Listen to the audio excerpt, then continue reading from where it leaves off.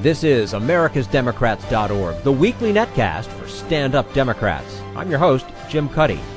It's time for a true progressive to run the nation's largest city, and New York mayoral candidate Bill de Blasio, endorsed by 21st Century Democrats, plans to be just the one to do it. Foreign policy expert Professor Mark Katz says Russia can still play a key role in resolving the crisis in Syria. And Bill Press speaks with Kentucky Congressman John Yarmuth. Are you tired of Tea Party Republicans and Rush Limbaugh dominating the airwaves? Do you want the facts you won't get on Fox or even on CNN? Then stay tuned. Our sponsor, 21st Century Democrats, works hard to get everyday Democrats involved in returning our party to its roots and to success at the ballot box. Sit back and listen, then stand up and fight. And follow 21st Century Democrats on Facebook for all the latest progressive news. We're glad you can join us. Bill de Blasio is the elected public advocate of New York City, and he's running for mayor. He says it's time for more profoundly progressive policies in the Big Apple, and 21st Century Democrats agrees. And joining us today on americasdemocrats.org, the weekly netcast for stand-up Democrats, Bill de Blasio is the public advocate of New York City, an elected position, and a former member of the city council. He is now running for mayor of the city and has the endorsement of 21st Century Democrats, the sponsor of this netcast. Bill de Blasio, thank you so much for taking the time out of your campaign schedule to be with us today. Thank you very much, Jim. Now, to begin with, why are you running for? Jim, all over New York City, I say to every kind of audience the same reality we face. We're becoming a tale of two cities. This is literally a town where the rich are getting richer, the poor are getting poorer, in very sharp ways. The greatest income disparity since the Great Depression, educational disparity, policing disparities. It's just not sustainable for the long term. And I'm running for mayor because I want to change that. And I think it can be changed if we act now. I think the Bloomberg legacy has been one of elitism and the kinds of policies that actually have favored the wealthy and not allowed the rest of us to keep moving forward. And I think to change that requires, first of all, being willing to tax the wealthy, something that's always been off the table in the Bloomberg years, being willing to invest in our schools through that kind of new revenue, and being willing to use the tools that government has, whether it's affordable housing creation, whether it's living wage legislation or it's paid sick days, all the tools we have of equity and fairness, they have to be applied now in this city, or we're just not going to have a middle class anymore in New York City. I think this is happening in cities all over the country. And it's time for much more profoundly progressive policies, and I'm running for mayor to put those into place. Okay, now we'll jump around on a couple of different issues here. In city after city, public schools are physically deteriorating. Academic performance is low. Teachers' unions seem strong in defense of the status quo, and racial politics are often in play. How do you solve that type of equation? Look, I am a public school parent. I'm in my 14th year of being a public school parent, so I have an immediate affinity for parents all over this city.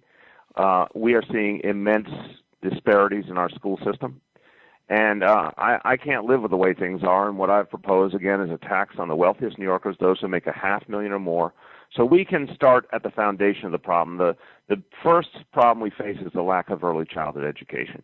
That's where we're going wrong from the jump. We are reaching too many kids too late, particularly for less advantaged kids. That's just digging in their challenges. So I want to take that revenue, it's going to be over $500 million a year, and use it to provide full-day pre-K education for every child in the city. Most don't get full-day pre-K now. I want everyone to get it. I also want there to be after-school programs for our middle school kids who are at a really crucial transitional time.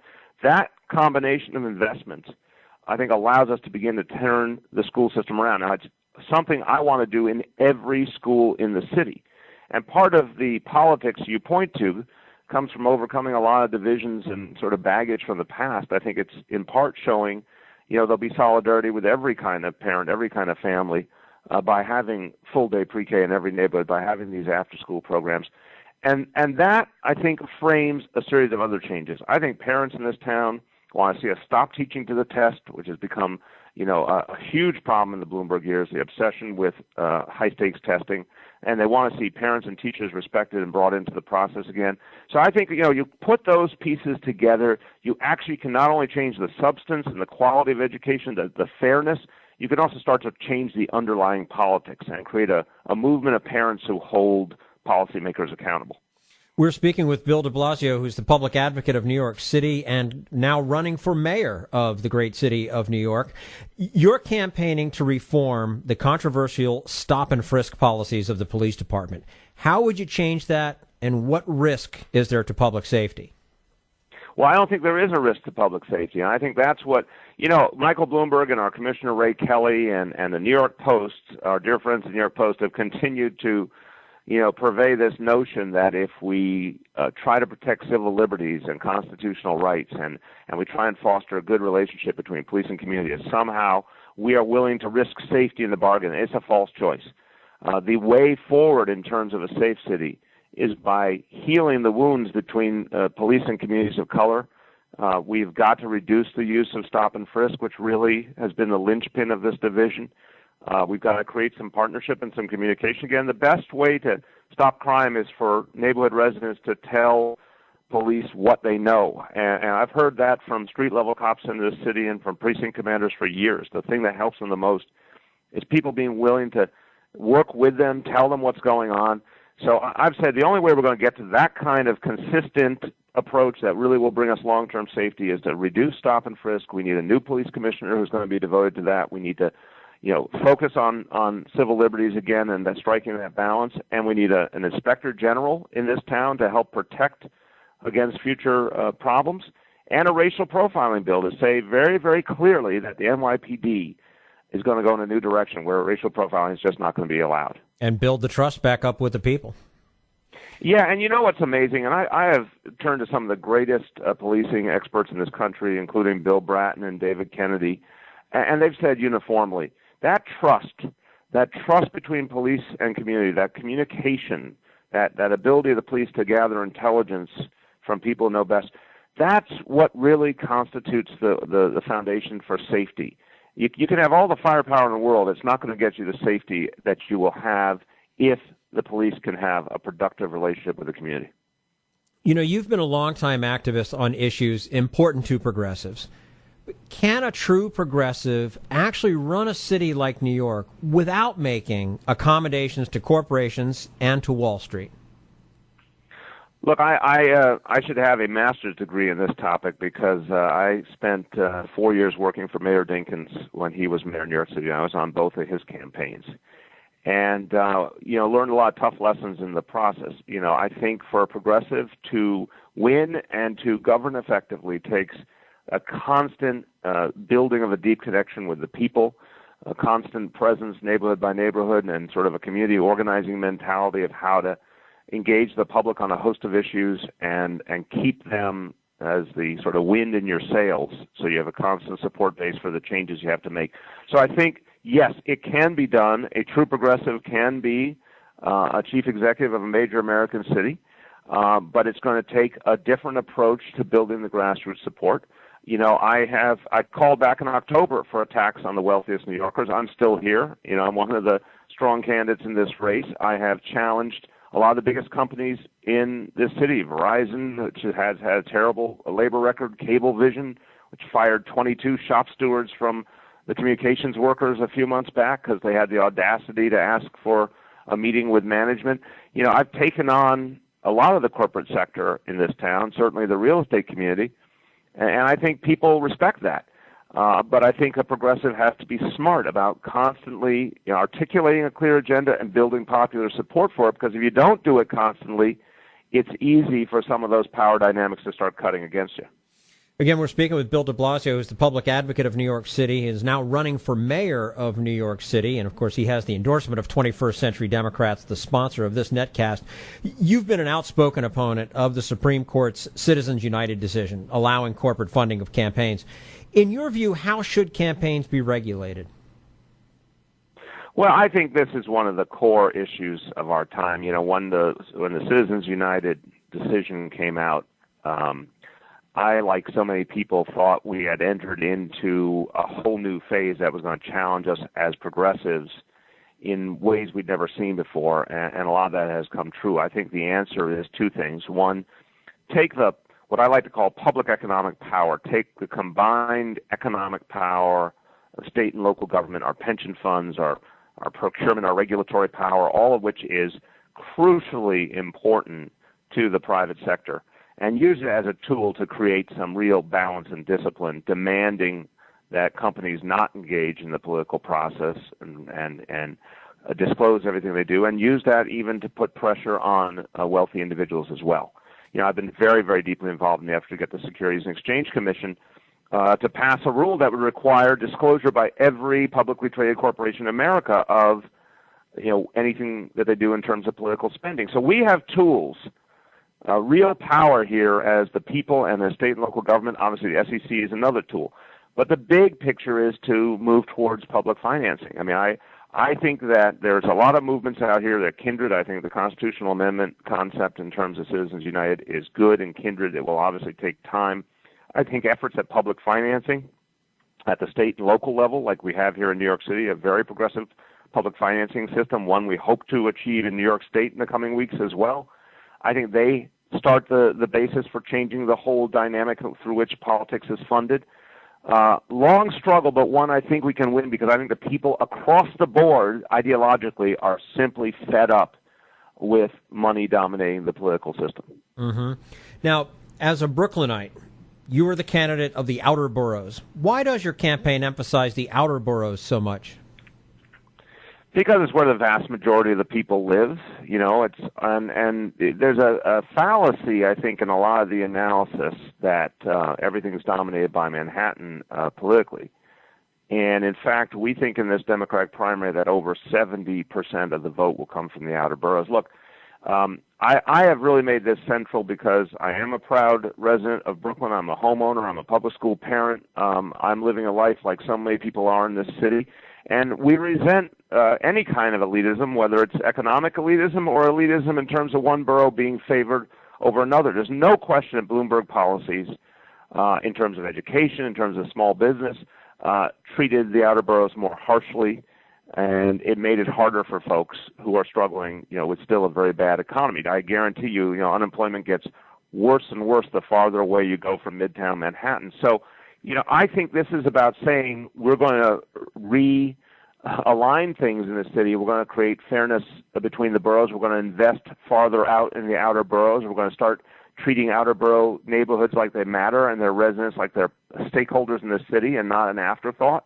And I think people are ready for that. It's one of the things that actually is most frustrating about the Bloomberg years, particularly the last Bloomberg term, which, I led the opposition to the term limits change in the city council in 2008. I think this has been one of the worst byproducts of the third Bloomberg term, the lack of respect for the outer boroughs.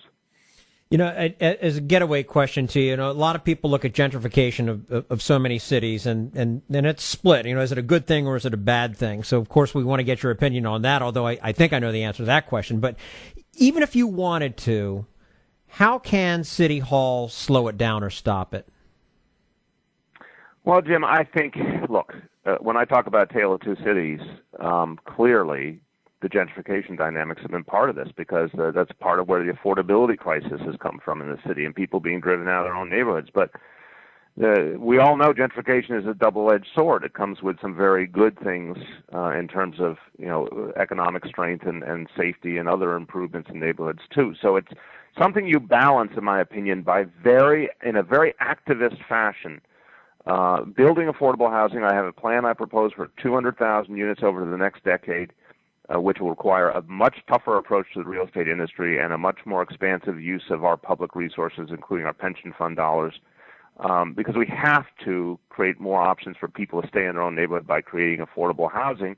I think it's that, and it's all the tools we have, again, for economic justice, paid sick days and living wage, and investing public resources to help small businesses and to help people get to our city university schools and get skills for the modern economy. All of that, an activist economic approach by government, helps to answer some of the challenges created by gentrification. Okay. Bill de Blasio is the public advocate of New York City. He is now running for mayor of the city, and he has the endorsement of 21st Century Democrats, the sponsor of this netcast. Bill de Blasio, thank you so much for joining us today on americasdemocrats.org. And hopefully the next time we talk to you, it will be Mr. Mayor. Well, Jim, I appreciate that vote of confidence. I want to thank you. I want to thank 21st Century Democrats profoundly for your support. And it's going to be part of how we win, to have an organization that people really respect and trust on our side. And we're kicking off our petitioning to get on the ballot this very day. So I look forward to that day when we complete the mission, and I'll be honored to be on the show as mayor. And we look forward to that. Best of luck to you, Bill, and we look forward to talking to you soon. See you, Jim. Take care. Thanks very much. This is americasdemocrats.org, the weekly netcast for Stand Up Democrats.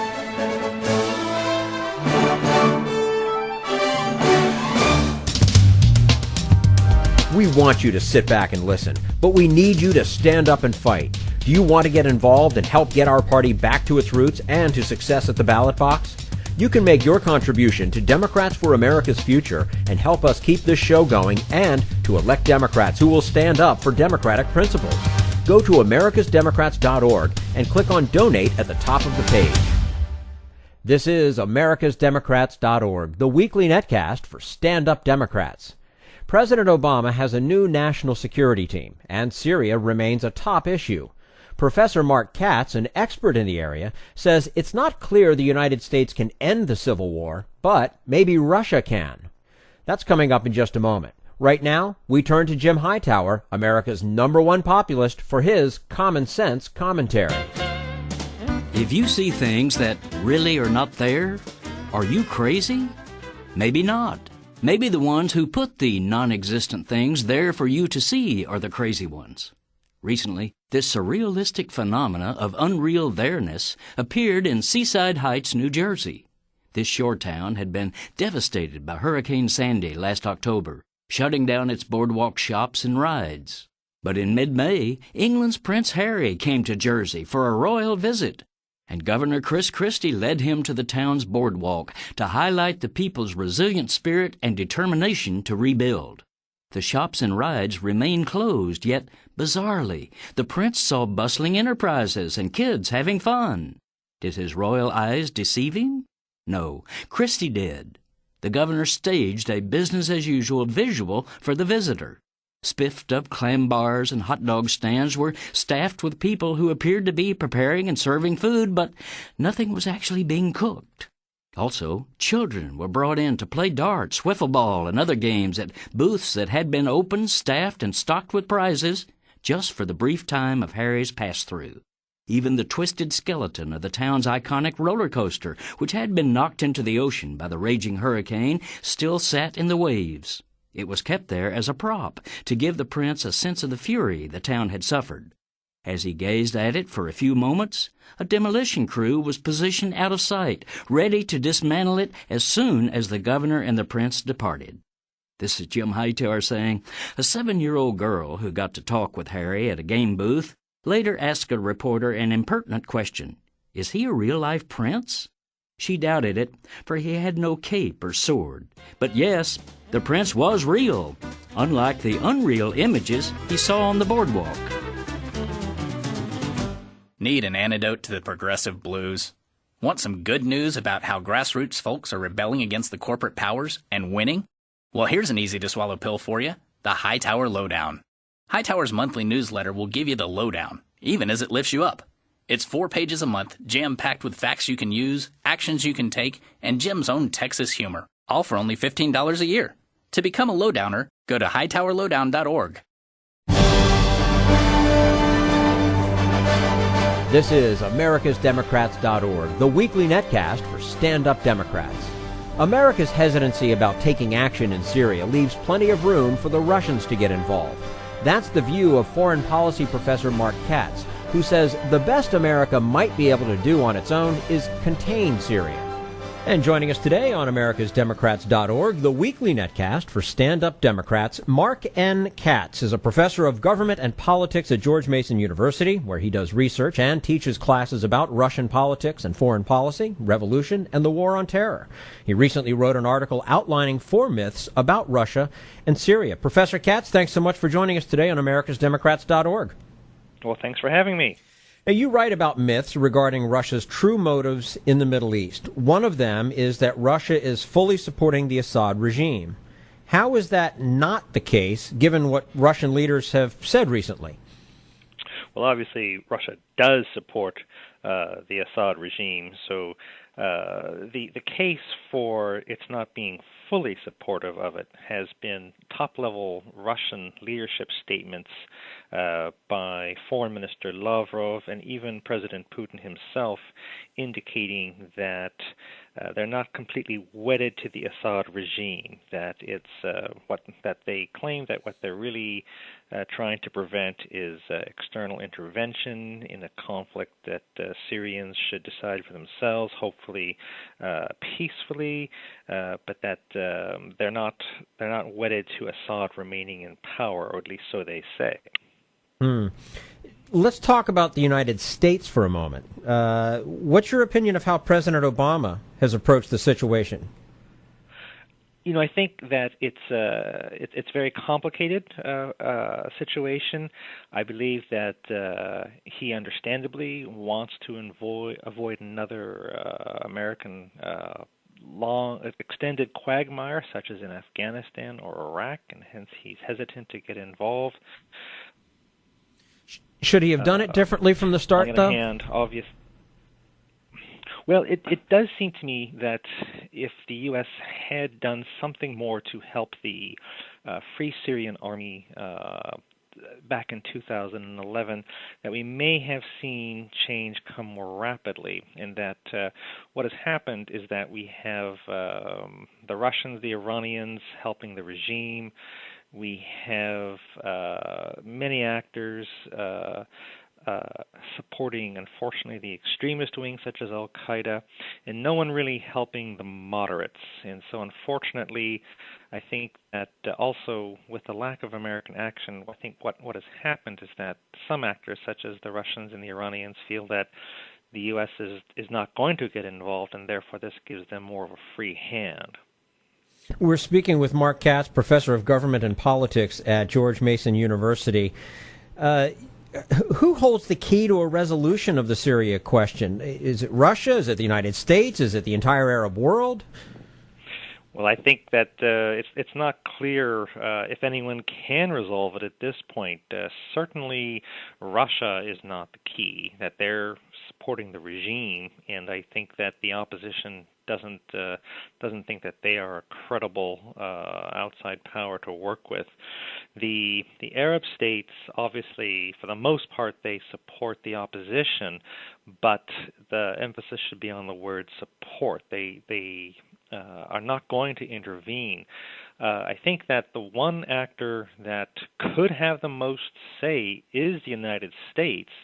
That there are a lot of other actors, the Europeans in particular, that are, I think, waiting for the U.S. to follow the U.S. lead, and that they're not going to act if the U.S. doesn't act. But it's not clear, though, that even the U.S. can resolve this. That we may be in a conflict that the best we can do is try to contain it, but that it may burn on for quite some time. I would imagine that you would have to have international support at this time, especially in the United States. I mean, how can you sell to anybody, not only domestically but even globally, are getting into any sort of confrontation again right now, especially in a place like that where there are so many different factors contributing? That's absolutely right, and I think that President Obama is deeply aware of that was the that was the fault of the Bush administration with regard to Iraq in particular. I think, though, that just reading some of the European commentators in particular, is that it's really quite odd that many Europeans are now calling for the U.S. to act, that they want the U.S. to do something. In a certain sense, this is a good problem to have, and I think that President Obama has, in fact, played the international aspects of it well. In other words, that the U.S. is not going to do anything against the will of the international community. And what seems to be happening is that the international community, at least certainly in the West and the Arab world, is now coalescing behind the idea that really the U.S. should do something. To what extent, Professor, can the U.S. do something? What is something that they can do? Obviously, you can't just go in there with boots on the ground. That would be a huge mistake and probably not very popular, I would assume. So what do you do? Is it just tactical support of some kind, or?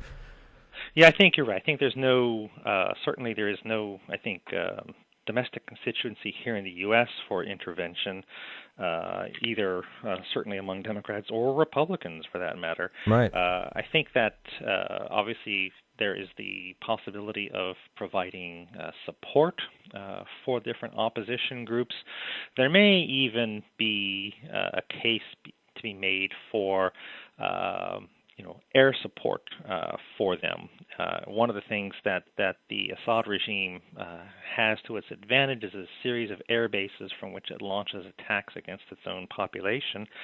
I think one of the things that the U.S. could do, a limited thing, would be to destroy some of these air bases. In other words, make it impossible for the Assad regime to level the playing field, essentially. I think that's one of the things we can do. One of the things I think that the U.S. could do is to change the calculation for the supporters of the Assad regime, that many of them are not really paying a very high cost for suppressing their countrymen. And I think that the U.S. can help change that calculus, that the U.S. can bring home the costs to them of this behavior and encourage them either to leave the country or to defect to the opposition, and that would, I think, would help to undermine the regime and its efforts. Okay. We're speaking with Mark Katz, professor of government and politics at George Mason University, where he does research and teaches classes about Russian politics and foreign policy. And let's turn back to Russia. Russia has always had an interest in the Middle East, but doesn't its support for Assad jeopardize relations with the Sunni portion of the Arab world? It certainly does, and in many respects, the surprising aspect of this is that the Russian leadership seems to be focusing on countering the United States and seems to be impervious to the negative impact it's had in the Sunni Arab world and, of course, in Turkey as well. That being said, however, one thing that I think the Russians see is that in terms of dealing with Sunni governments, for the most part, their support for Assad has not hurt them, except for two cases in particular, Saudi Arabia and Qatar. But otherwise, even though Turkey and Russia are on opposite sides in Syria, their trade relationship is booming, and the Turkish and Russian governments seem to have agreed to disagree on Syria, and that Syria simply isn't important enough to get in the way of their burgeoning bilateral trade relationship. Similarly, even with the new government in Egypt, that although it's a product of the Arab Spring, that Moscow is getting along with it. And what they're emphasizing, I think, with Egypt is that President Morsi is opposed to any foreign intervention in Syria, i.e. non-Arab intervention. And so I think that Moscow is sort of emphasizing that they agree with Egypt on this. And what I think is quite shocking is that although one of the reasons that the Russians cite for opposing any kind of UN action with regard to Syria is that they think that the West and Arab countries overstepped the bounds of the UN Security Council resolution on Libya to help the Libyan opposition. What's really striking is that Russia actually gets along quite well with the new Libyan government. And so I think that from the Russian point of view is that, yes, they probably understand that there's a risk that the Sunnis in general are opposed to their policy, but they're not seeing much by way of cost so far. And of course, again, the Russian government isn't terribly concerned about public opinion in its own country, and therefore they're not so concerned about public opinion in the Arab world. That basically, as long as they're getting along with governments, that they seem to think that they're doing fine. Would Russia lose all influence in the Middle East without Assad in power?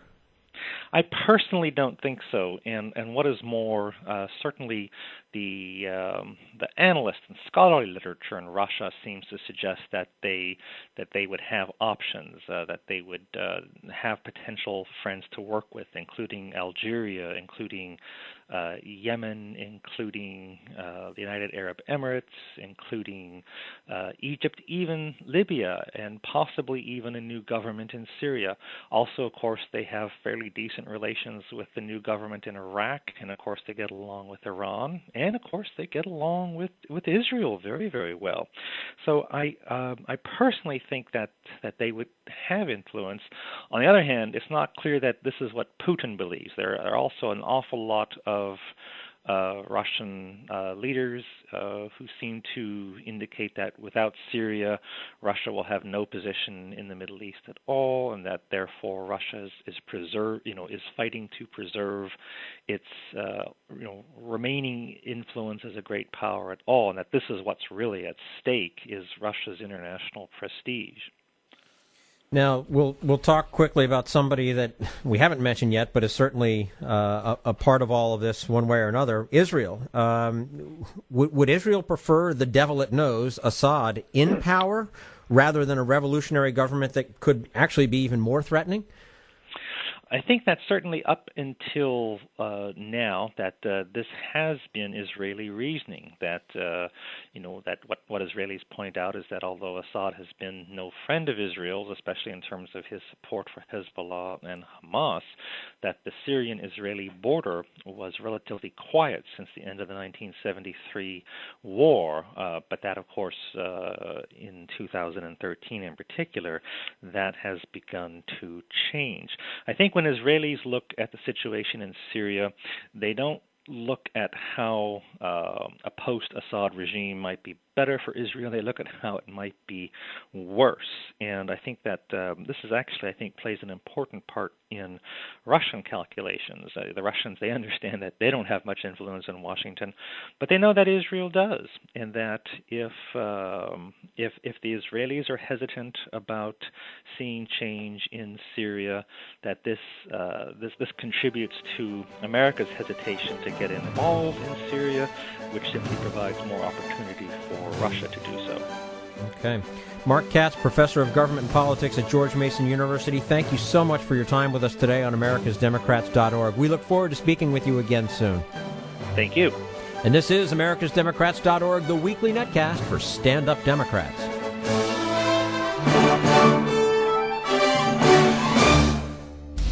We want you to sit back and listen, but we need you to stand up and fight. Help get our party back to its roots and to success at the ballot box. Make your contribution to Democrats for America's Future to keep this show on the air and help elect stand-up Democrats. Go to americasdemocrats.org and click on Donate at the top of the page. This is americasdemocrats.org, the weekly netcast for stand-up Democrats. And now, Bill Press and his guest, Congressman John Yarmuth of Kentucky. We have a new national security advisor to the President of the United States, and she is UN Ambassador Susan Rice. Good morning, everybody. With that bit of breaking news, we start off our third hour together this morning. The Full Court Press coming to you live across this great land of ours on your local progressive talk radio station. How lucky you are if you've got one. We're coming to you live on Current TV everywhere in the 50 United States of America from our studio here on Capitol Hill in Washington, D.C.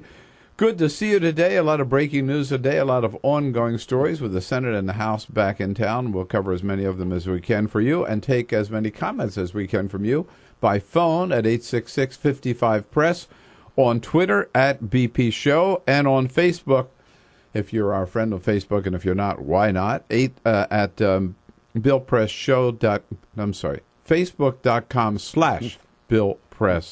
I got it right finally, Peter? So many ways to reach out and touch us, Bill. It's, it gets confusing. Third time around. Here we go.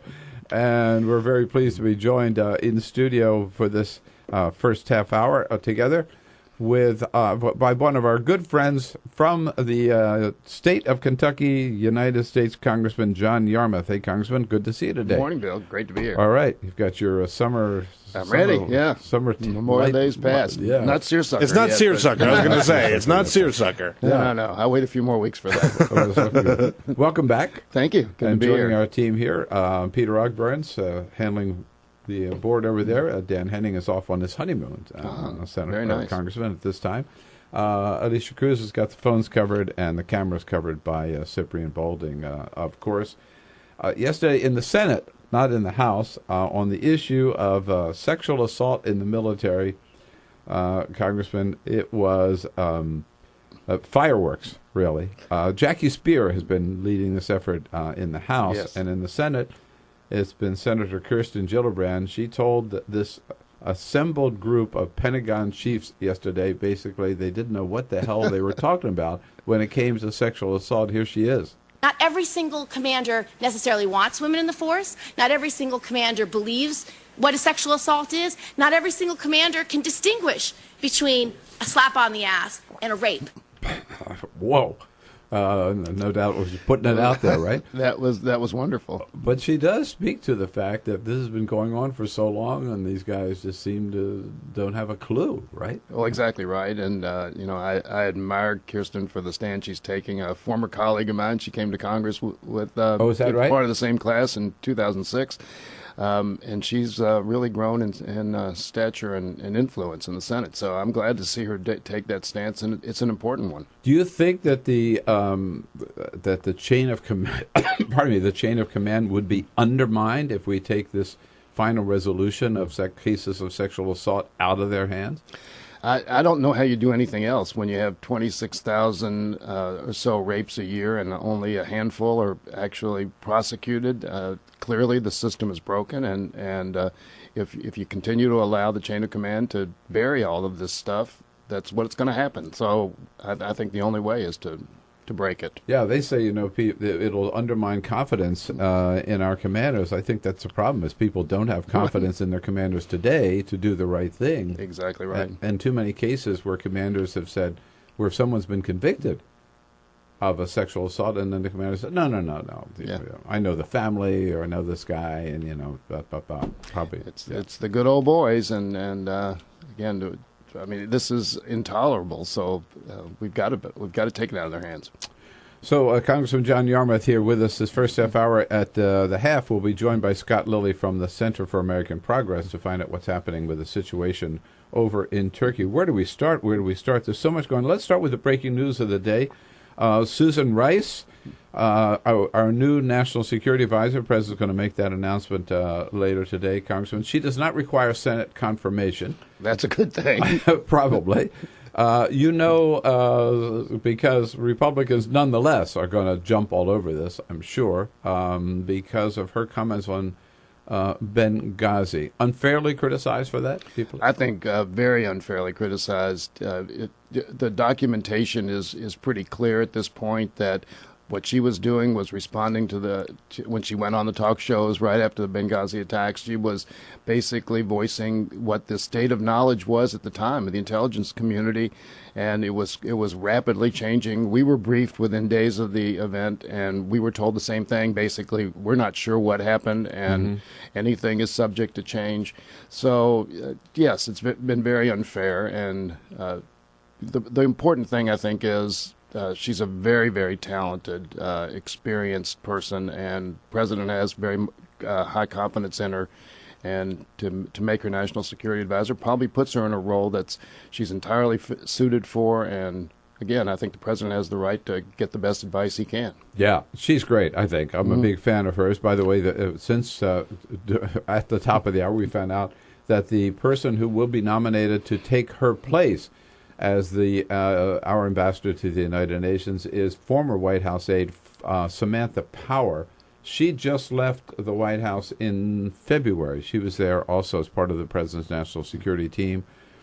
She has 2 young children, one 3 and the other 8 months old. Wow. So they said when she said she needed a little time with her family, she was telling the truth. But she's had February to June, and it looks like she's going to be back on the track here and serving the president, serving us all as our ambassador to the United Nations. Another very talented woman. Yes, absolutely. So, it'll be interesting to see how the Senate handles that one. She will require, that position does require a Senate confirmation. Speaking about Senate confirmation, Congressman, they haven't been too quick to act on judicial nominees. Yesterday, the president really went out. Hey, Peter, let's pull up the president here. They say that some of these vacancies have been around like a long time. I don't think anybody knows how long they have been around, but the president pointed one of them out yesterday when he was making these 3 nominations in the Rose Garden. One of them's been vacant since Chief Justice Roberts was elevated to the Supreme Court in 2005. Anybody who values the role of our court should find that unacceptable, regardless of your party. 8 years to confirm a judge for to pick up the seat. Why are the Republicans doing this? Well, clearly they want to make sure, to the best that they can, that they get conservative judges there. So they just rather not confirm anybody than confirm somebody who is appointed by President Obama. It's an outrage. They have a constitutional responsibility to consider the nominations of the president and to advise and consent. And holding them up for this length of time, I think now the average judicial nomination is probably 6 months long from nomination to confirmation. And, in the past, that's been just a matter of weeks in most cases. So it's obviously partisan, and I think it's a dereliction of their duty. Right. I mean, they've got all these judges appointed by Bush. What they don't want are judges now appointed by... But it sort of goes with the territory. Every president normally gets to appoint their judges, and then they are... You consider whether they have the qualifications for the office, and if so, you vote up or you vote down, but you don't just sit on it forever. Right. This is just part of the ongoing Republican strategy of nullification, to nullify the election of President Obama and to nullify many of the laws that were passed by refusing to confirm heads of bureaus that were created by law, and just like the CFPB, the Consumer Financial Protection Bureau. They basically said they're not going to approve a head of that agency, regardless of who it is. And that's, again, it's outrageous. Does this failure to act on judicial nominations, do you see any impact, like in your state, for example? Well, we have 3 vacant judicial seats at the district court level right now. And we have, in one case, we have a judge who's taken senior status, and he continues to sit on cases. So there hasn't been a huge disruption, but there's a question as to how long he's going to be willing to do that. And the workload must be piling up, too. The workload is piling up. From what I understand, most of the problems with workload occur at the border. These are immigration cases that have really saturated the courts along the border. But these are positions that have been filled historically, and they're established by law. And if there are too many seats, then the Senate ought to act to reduce them. But I know particularly at the Second Circuit, at the D.C. Circuit, where the president just made the 3 appointments, you've got the caseload is not as important as the complexity of the cases. All of these cases not all of them, but most of them concern very complex federal law, agencies, and so forth. And these are the cases that require an awful lot of time and detail. So it's not the sheer number of cases; it's how much work's involved, and which is why this court is considered the second most powerful court court in the land. Exactly, and they can act quickly because they just confirmed a judge there in very, very expeditious way by 97 to nothing was the vote. So it's not. I don't think they have the Republicans have problems with the people the qualifications of the people the president's sending up. They just don't want to give them the spot. And the New York Times makes a point this morning, and Jay Carney made it at our briefing yesterday. Okay, the president's done his job. Find qualified people and nominate them. Now it's the Senate's job to as you say, as the Constitution requires, advise and consent, right? Look them over, make sure they're qualified, but then vote up or down. Vote up or down. You mentioned workload, Congressman. So the Congress is back in town this week. So what major piece of legislation are we going to see come out of the House this week? You've been off on break for 10 days. So well, actually, for a change, what are you going to deliver this week? We are actually doing something productive this week. I can't believe it. No, really. Yeah, we were yesterday we passed an appropriations bill. What's called the MILCON bill of military construction. It's obviously all the military construction plus veterans programs and benefits. It was overwhelmingly almost a unanimous vote for it. The president's threatened to veto it, not because he disapproves of the spending levels in the bill or the substance of the appropriations bill. It's got some riders in it? Well, no. What they've done, what the Republicans have done, is basically they've said overall discretionary spending is going to be in the House is going to be $968 billion. That's everything, including the military, everything discretionary, but they're appropriating levels that would basically slash spending on everything else. So the military construction bill, the Department of Defense appropriation bill, which we're going to be deal with, they basically appropriated those at levels over $1 trillion, $1.05 trillion. It's a $91 billion difference in what the everybody agreed upon back in 2011. And now they're saying, no, we're going to appropriate at the sequestered level. So they're basically going to, when they appropriate at a higher level for military, that means domestic spending gets slashed.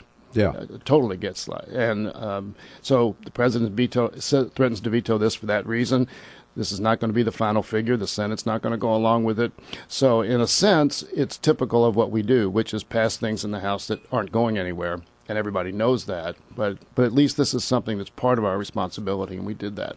And Democrats voted for it, too? You said it was almost right. Yes. But it was virtually unanimous. But this is another case, as you just pointed out, right, of a House bill, something passing the House that then is DOA when it gets to the Senate. Absolutely. Yeah. And as will the Defense Department appropriations bill. One other thing that you accomplished yesterday, or some members of the House, there was yet another hearing on the IRS, where there was a whole string of Tea Party leaders of Tea Party groups that came up and said, this is terrible. We applied to the IRS for a tax-exempt status as a social welfare organization, and they didn't just automatically stamp it. I mean, they took time to actually look it over. They didn't deny us, but they took so long. Congressman, is there any doubt in your mind that every one of these Tea Party groups is, in fact, a political operation? Well, using the actual language that the IRS uses now, there's no question that they are primarily partisan political organizations. Right. The law says you have to be exclusively non-political.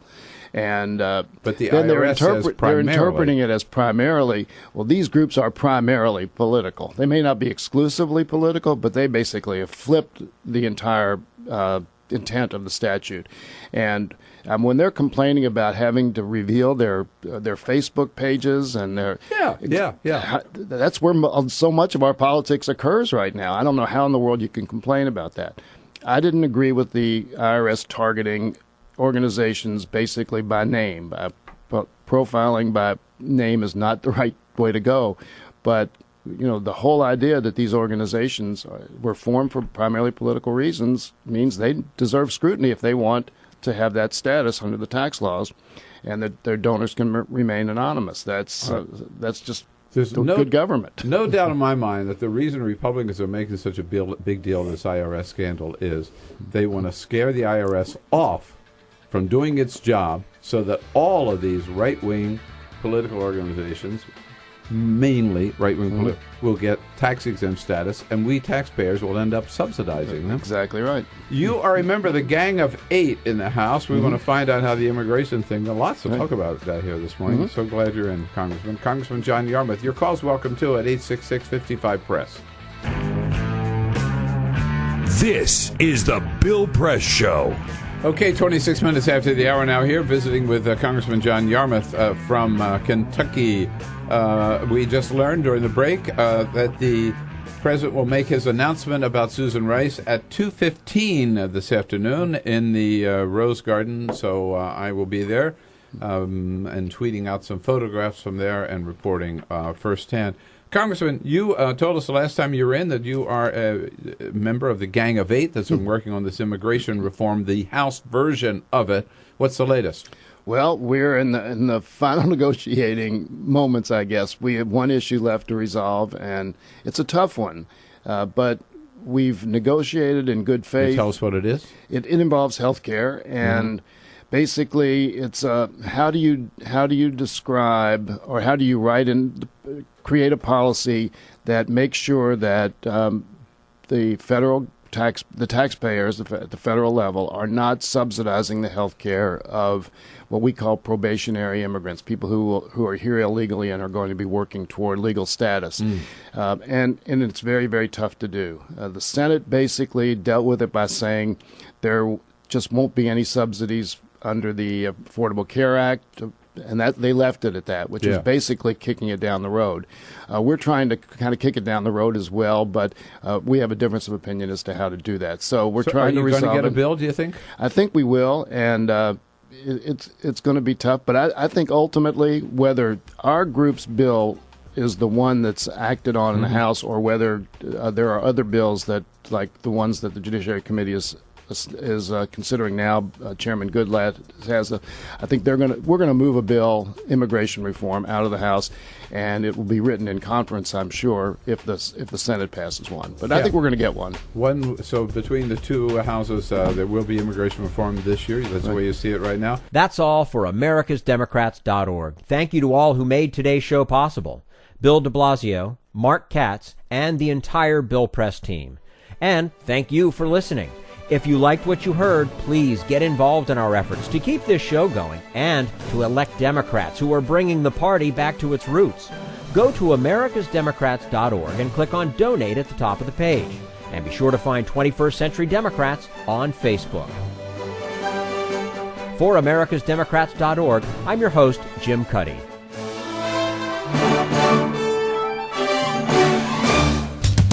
We want you to sit back and listen, but we need you to stand up and fight. Join us, support the show, and help elect Democrats who will stand up for democratic principles with your contribution today. Go to